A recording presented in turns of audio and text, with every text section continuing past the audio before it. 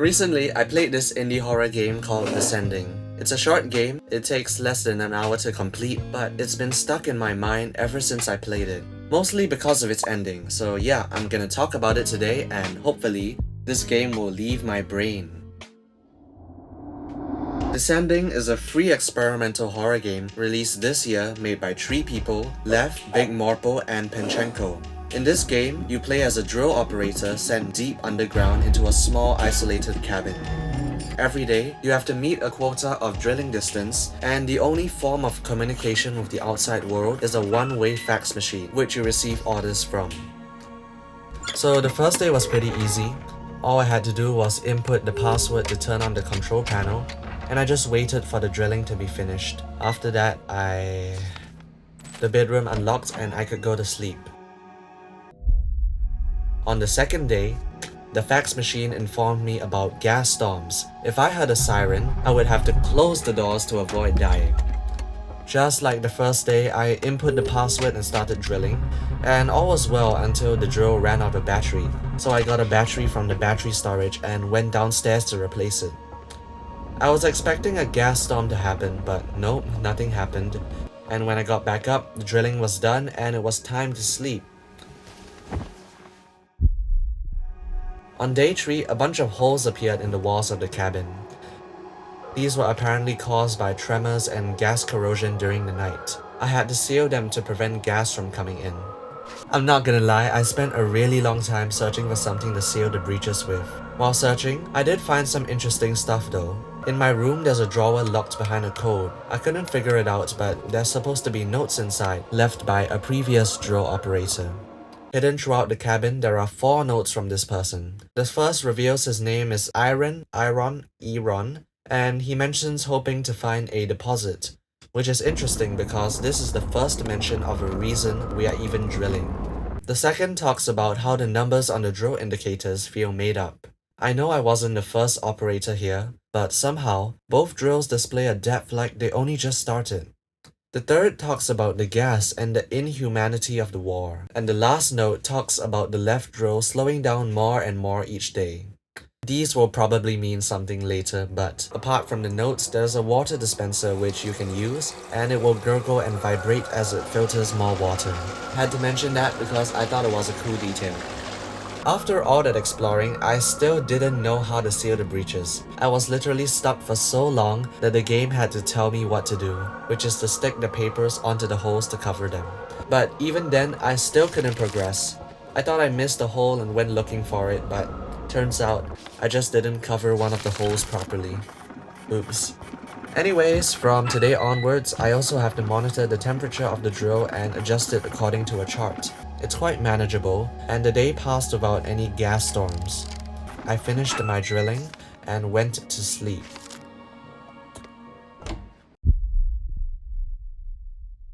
On day 4, when I woke up, the door was still locked and there were loud noises outside. Eventually, the door opened and the fax machine told me that I woke up too early and not to leave the bed before my shift. I started drilling and halfway through, the drill malfunctioned, so I had to manually restart the drill using the jump start button downstairs. I quickly finished my shift, and before I went to bed, the fax machine reminded me of my goal, which is to win the war to protect our future. The game never elaborates on what this war is, which keeps things mysterious, but we can guess from the gas and the tremors that things are pretty bad out there. From day 5 onwards, in addition to the temperature, I also had to monitor the drill's revolutions per minute and adjust the pressure to keep the RPM between the 20 and 180 range. If the RPM starts increasing or decreasing, I have to look at the rate of change and input the right pattern to stabilize the RPM. Day 6 is where it got difficult. This whole time, I've only been operating one drill, but because I completed my training, it was time to jumpstart the second one. Oh boy, holy moly, the cabin was falling apart. Holes were popping up non-stop and the paper seals were also falling off. The gas got in and I died a few times, but eventually I made it thanks to my determination and pure focus. The fax machine wasn't very encouraging though.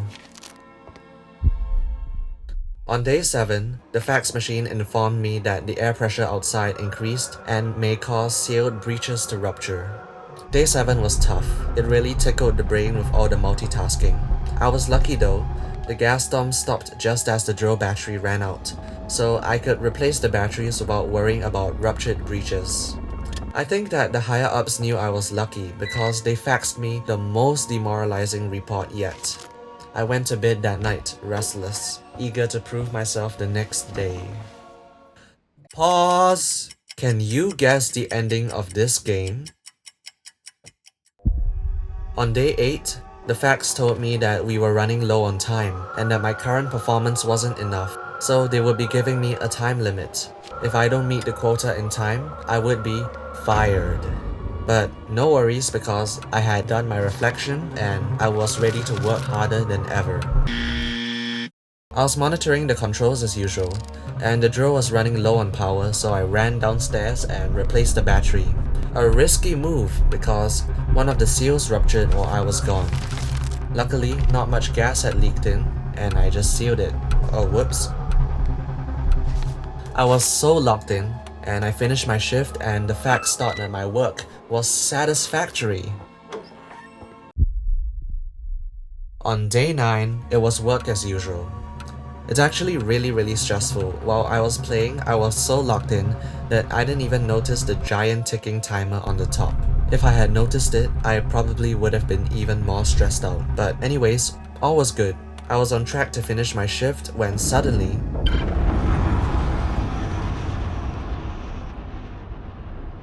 the whole room shook and both drills stopped. Instinctively, due to my experience and training, I went down and tried to jumpstart the drills, but it just wasn't working. Apparently, the drills suffered a catalectic failure, which is an actual drilling term meaning a sudden and complete failure that occurs without warning and is impossible to forecast. What this meant for me was that I had to descend to the bottom and perform manual maintenance on the drill. So, I attached the elevator to the crane and slowly descended down.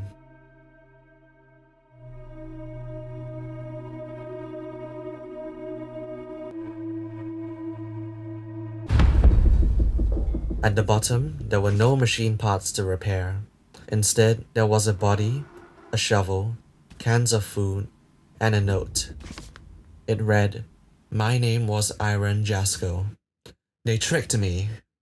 There was no drill. I have to dig to earn food. I pass out and get electrocuted back awake. My head is exploding. You did this to me. And now, they've got you." This was the previous drill operator, whose notes I've been finding throughout the cabin. I was then told to pick up the shovel and start digging.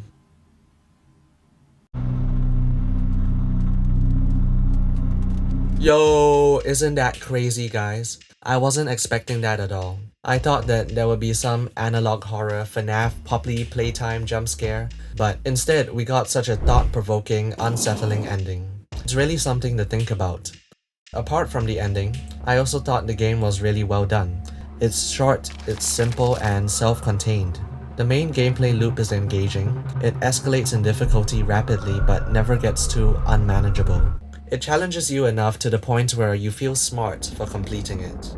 I like that you have to use the papers to seal the breaches. It forces you to be disorganized, especially when they reuse passwords from earlier days. I also love that the drills are downstairs. It forces you to leave your workstation, waste time, and become vulnerable to gas leaks. I actually wish that they made you go down more often. The sound design is so sick. The huge tremors and gushing wind noises outside in such a small cave. It's like the things that are happening outside don't make sense. It boggles the mind. When I first read the reviews on Descending, the only thing that people talked about was its ending. But what makes its ending so special? Any thoughts, guys? Please weigh in on this in the comment section down below. There's a game very similar to Descending. You probably don't know it. It's called Iron Lung. It's a game where you are stuck in one place throughout the whole game, are forced to complete a job that you don't even know the purpose of, and the outside world is screwed. But most importantly, The whole game builds up towards its ending. Spoiler alert! In Iron Lung, I think the ending breaks the game. The rest of the game builds tension so well with its claustrophobic environment, unseeable threat, and its strange groans, it lets your imagination do all the work. The only view outside of the submarine is an unresponsive, blurry camera, which occasionally catches a glimpse of something in the ocean. And the ending is basically fish jump scare. While it concludes the story, it doesn't really add anything. In fact, I think it makes the game less scary. All the mystery and tension of what's in the ocean has been now reduced to a big fish. The wider story of Iron Lung, where everyone disappears, is still interesting, but I don't get how the main game and the fish adds to it. Anyways, compare Iron Lung's ending to Descending. It concludes your story as a drill operator, but creates so many interesting implications. Why are people being used to dig by hand? Why not just build a real drill? How does this help them win the war? All these questions add to the overall mystery. The ending also recontextualizes the whole game. You realize that the batteries you send down are actually cans of food.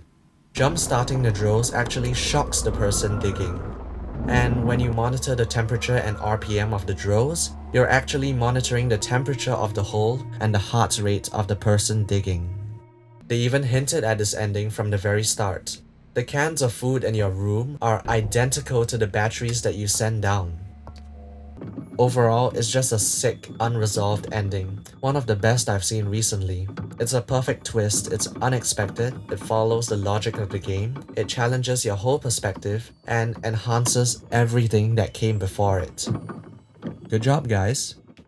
Alright guys, you have come to the end of this video. Play the game, support the developers, like, share, and subscribe. So this is actually my first YouTube video, and I've been thinking of doing one for years.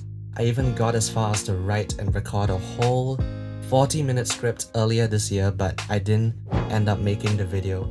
It took me 3 weeks, and I just didn't make the video for no reason. But fortunately, this video is out right now. You're watching it on YouTube, and it has 5 views and 1 like. Let me know what you thought. What should I improve on? Have a great day. I would tell you to watch my other videos, but I have none. Next time I'll do that though, so look forward to that. Bye.